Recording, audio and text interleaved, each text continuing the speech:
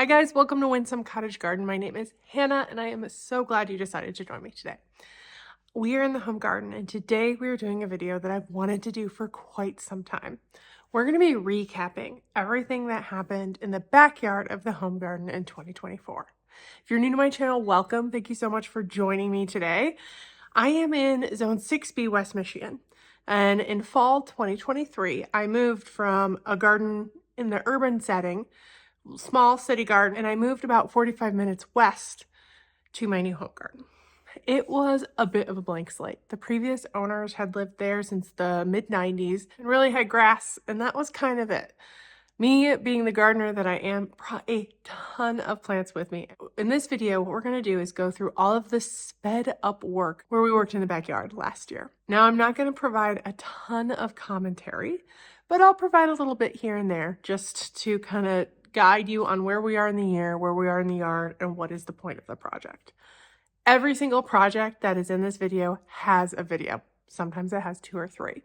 So I'll be linking below a playlist of all the 2024 projects. If you want to go find one in detail, you'll be able to do so there. When I brought this property in 2023, we really didn't get much done that year. It was the tail end of September, beginning of October, and it was such a lift getting my old house ready to sell and getting all the plants out of the garden that I wanted to move with me, that when we got to this one, we really just made sure everything was bedded down for the winter. So without further ado, let's dive in and look at what it was looking like in our bare bones garden tour in February 2024. Let's take a look at how it all started. These are clips from our bare bones garden tour taken in February of 2024. And sitting here in March 2025, I hardly recognize the place. As you can see, the only thing we'd really done to this space before that was putting up the fence, which my dad did beautifully. I have planted some oak leaf hydrangeas that we did when I purchased this house in the fall, but other than that, it was a pretty beautiful blank slate. The first thing we did, however, was start tearing it up by taking down some trees.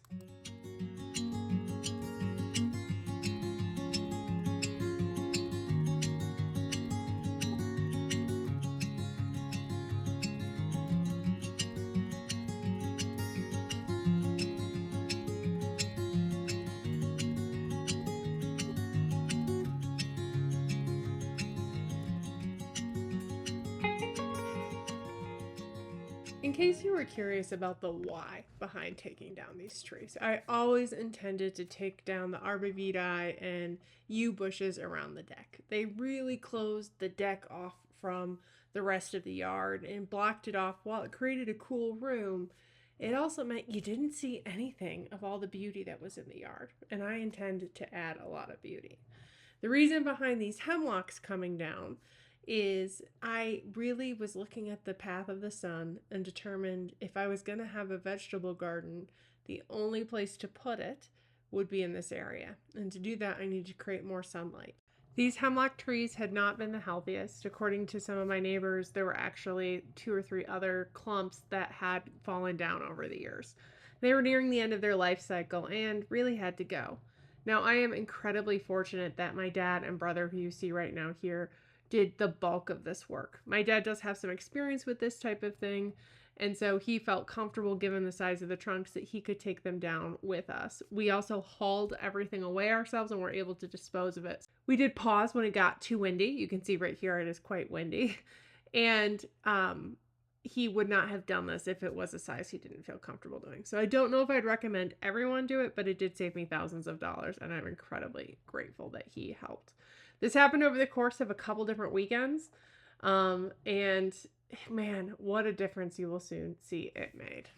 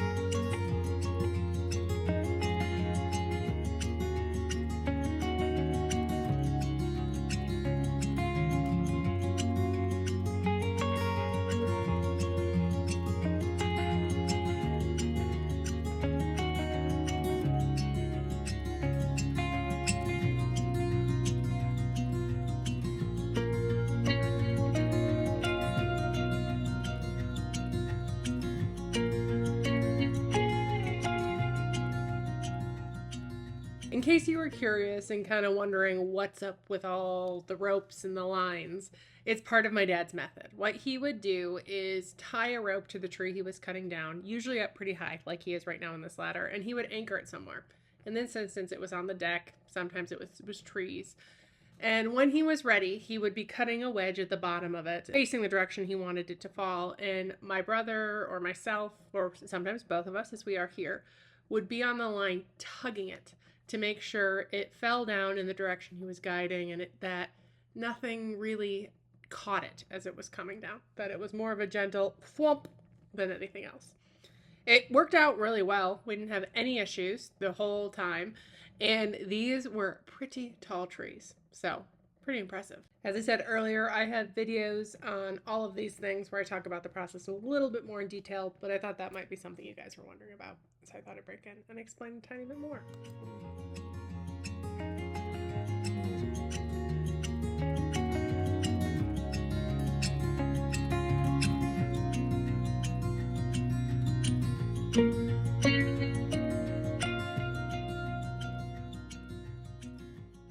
And there you have it in just a few short minutes. Weekends of work reduced. Man, taking these trees out, including the ones around the deck, made such a difference. You can see the whole vista now, and you can already see where my next project is headed. And that I did intend to always bring trees in. Right there I was marking how high I want those trees to be. They wanted them to top out at 25 to 35 feet instead of the 45 to 50 the hemlocks did, so that I had sun for my vegetable garden, which you can see we're already building here. Now, you might be able to tell that the curvature of this area of my yard is kind of hump-like. It slopes down to the right, but then it also slopes sharply down to the left toward the fence line. Originally, I'd planned to do a vegetable garden in the dirt for this first year, but as you can see right here, that was going to be incredibly difficult to irrigate. So my dad, being the engineer he is, figured out a way that we could build some vegetable garden beds to match the slope so that I could level out the dirt within the bed and didn't have to worry about water running off. This was honestly one of the best things that we did all year, even though it wasn't something it originally budgeted for. This first bed took a while to figure out, but once my dad did, we were able to knock out the other ones fairly quickly, digging them into the slope and burying them slightly so that the soil inside did not come out, but not having to use excess material or move excess dirt. But as I said, once we figured out our process, the remaining beds in this area really got knocked together fairly quickly. We got lines out to make sure everything was in alignment and where I wanted it to be. It made this area, which the curvature made it kind of hard to use, so much more usable, and I'm so happy we decided to do this instead of fighting with water rolling down a weird slope all season.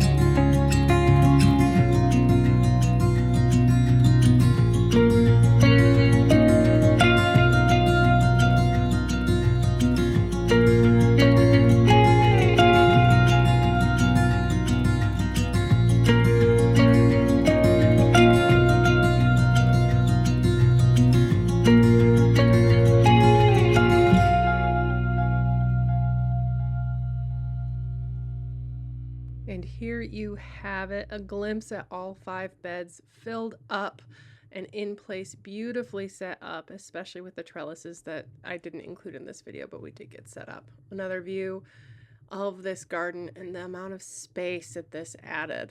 But the next project we had was adding some of those trees to replace the hemlocks we took down. You've seen them in the background for a little while, and I always intended to replace them to add more of a barrier here. But these were some of the biggest anchor plants I got in the garden this year. I'm glad that I decided to make space in the budget for these plants because anchor plants, especially trees like this, are so incredibly important to add to a garden space as soon as you can when you're developing a brand new space like I was for this. Trees take a long time to grow, or some of those big shrubs that are anchors also. So getting sizable plants and then also getting them in the ground so the clock can get started and them establishing and putting on growth to eventually help create that privacy that sadly I did lose when I took down those hemlocks is incredibly important. And these 3 trees, I can tell you right now, have all made it through the winter really well, and I'm so excited to see how they look in 2025.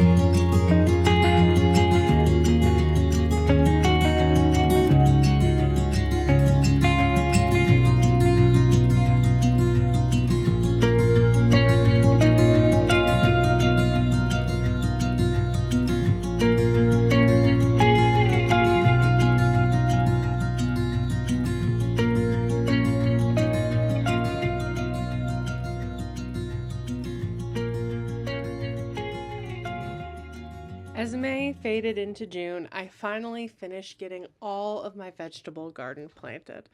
It definitely came in chunks and bites as I got peppers out and tomatoes out and then the seeds in the ground. I also, as you saw here, had to set up drip to this new space. I am a big believer in automating as much as possible when it comes to vegetable gardens. Since consistent water has such a big impact in the success of a garden, I made it a priority to set this up.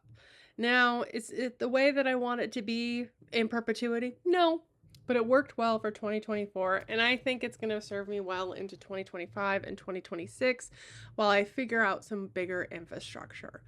Infrastructure is a key thing in a new space. I talked about it in a couple videos last year, and I was balancing trying to get infrastructure set up while also making the space functional and beautiful for the time I am in now. This garden was an unexpected thing that I did sink some infrastructure into this year, but it brought such dividends and joy and beauty. I am so glad that I did it.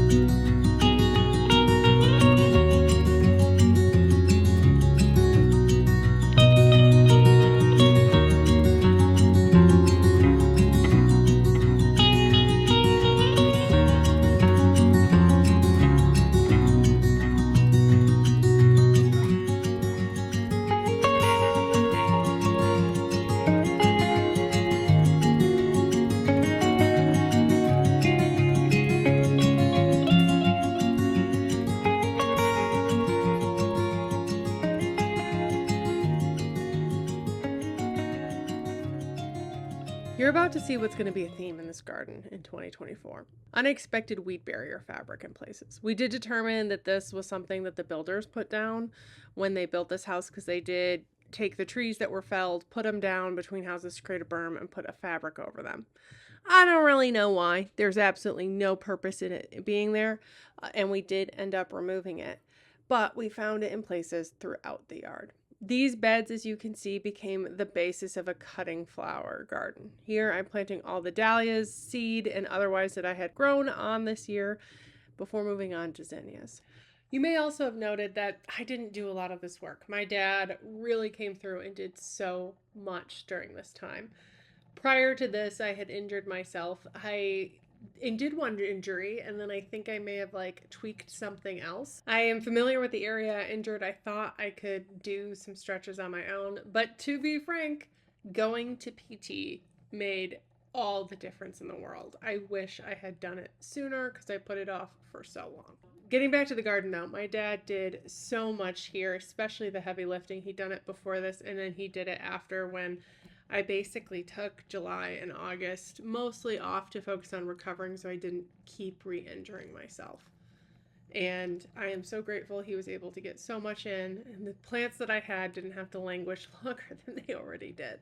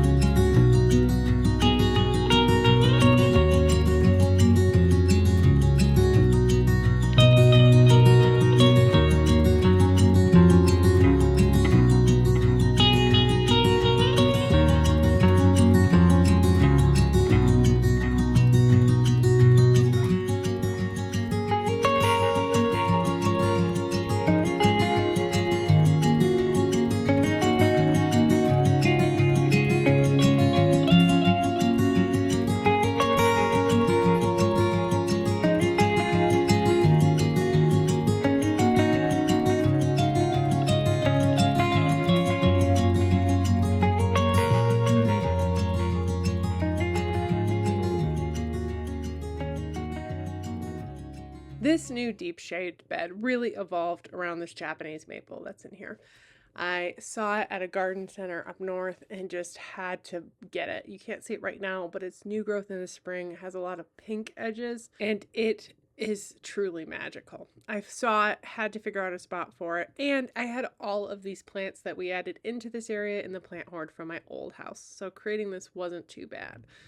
I am also adding in here some myrtle plugs because long term I don't really want to be mulching as much as I did in my old house. And you can see where this is in relation to the rest of the backyard and the vegetable garden. This is one of the last things I did really before I recognized I did need to take it easy and have my back heal. So we jumped ahead to August. The garden was booming and this tomato plant was growing up into the tree around it. My neighbors also had a really big project that they did, replaced this back fence line. There were some posts where I temporarily enclosed so the dogs could still go out, but things just looked so lush. Even though I took a bit of a break in June, the garden didn't. Getting into August was when we started picking up other big projects, including going back to where we took down some arborvitae, tearing the stumps out, and getting started on one of the biggest transformations in this backyard in 2024, the sunbed.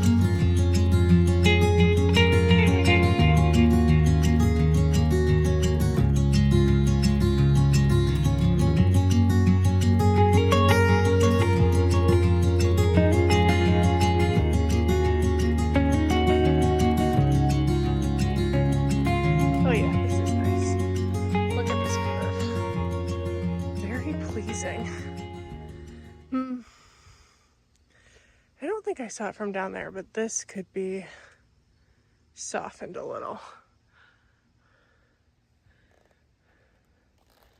But this is good.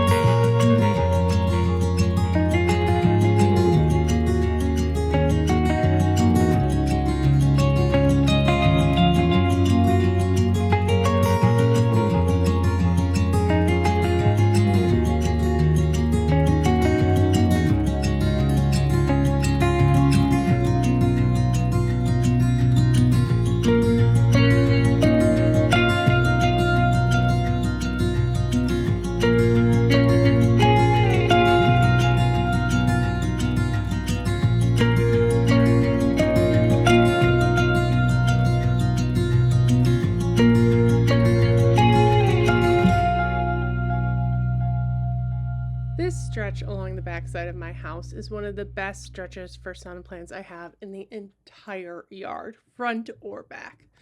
And some of my favorite plants are very much full sun plants. So I brought a lot of the plants that I had still in my plant hoard that you saw me pull from that came from when I moved into this home in 2023.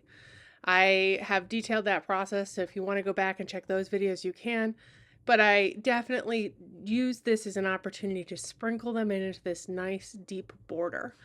I also have a couple of videos about creating this bed where I talked about how I spaced things out and how I wanted repeated elements for a cohesive garden design that worked in a ton of different plants but had a nice continuity in this big stretch that didn't make it a complete kaleidoscope of a cottage garden style thing. I should also mention that I use a cardboard method here, and again in those videos I detail what that method looks like, but I've had tremendous success with it and I'm really excited to see how all these plants do in this coming year. I should mention, I did say a lot of these plants came with me from my old house. I did use this as an opportunity to go to the local greenhouse, which was having their end of season clearance sale, and bought a couple of nice big anchor things, like you can see here in this area that I have actually a Althea Standard that I'm pretty close to right now. That did not move with me. That I did purchase along with a couple other bits and bobs. But for the most part, something like 125 plants went into this area, and I probably owned about 90 to 95 of them. And of the remaining ones that I purchased, a lot of them were smaller ground covery type plants that, as I said earlier, I am looking to get established so that down the road there doesn't need to be as much mulch put down each year. Throughout this process, I also used it as an opportunity to rehome plants that were already in this house, but maybe not in the best spot in terms of lighting or really where I wanted them. So I would move things around a little bit too. So anything that you saw me take out of this bed earlier either went somewhere else in the yard or went into the plant hoard to determine where it would go later. There were a number of things that unfortunately did not make it because this whole area was once again covered in weed fabric, which meant some of these plants were really not healthy because they were being smothered by it. But anything I could salvage, I did, and I have some of the stuff is done really well where it moved.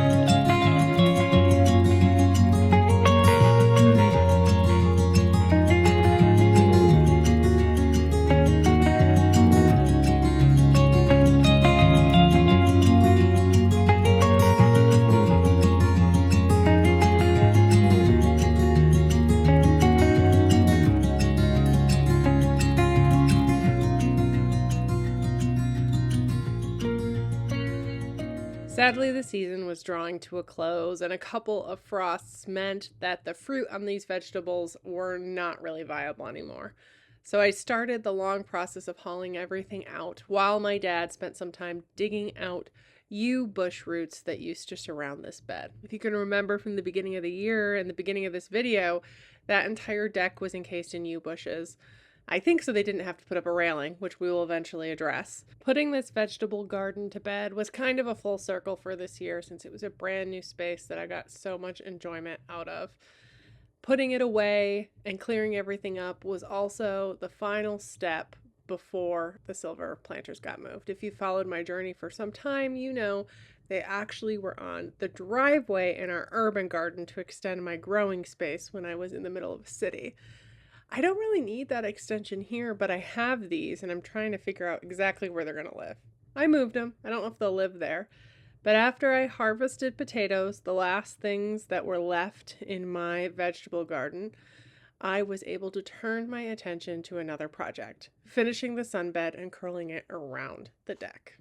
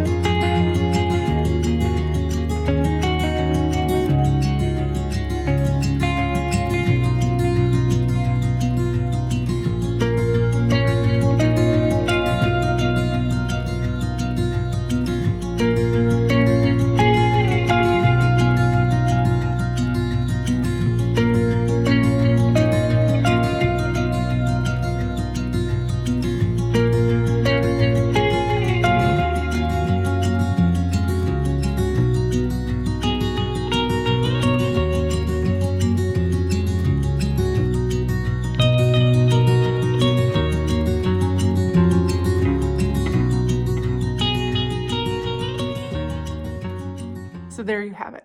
Everything that happened in 2024 in the back garden. Can you believe it? But when I went back and looked at some of the videos, I forgot how much I did. It was a really good reminder to me because last year I felt like my garden groove was off. I hurt myself. I didn't get nearly as much done as I'd planned. I had such big ideas for what was going to happen in this garden. And at the end of the season, I just was like, man, I didn't get it. I didn't do it all. I didn't get all these things done. But you sit back and look at everything that happened, and it is transformational. It's like not an understatement. And to be honest, some of what I planned changed because I had to sit with it a little bit longer. And I think that's for the better. So I have just been thrilled with all the progress we made. I am so excited that we were able to get some of those anchor plants in the ground. The vegetable garden was a complete bonus that wasn't on my radar when I was planning for the year. And to be honest, I also picked up a whole host of plants at a clearance center. I spent a fraction of what I would have done if I had bought them in the season, waiting till the very end, which is when I like to garden anyway, because it's nice and cool and you can get big projects done.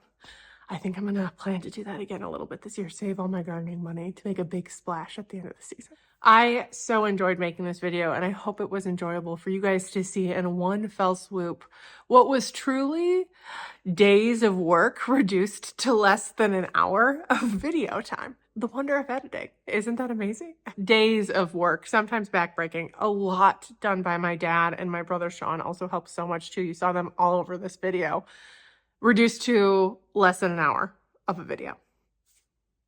If only you could do that in real life, just speed up and make it go really quickly. That'd be pretty awesome. But I can't believe how good the backyard is looking. I've been out there doing some cleaning, which you're going to be seeing in a video coming up soon.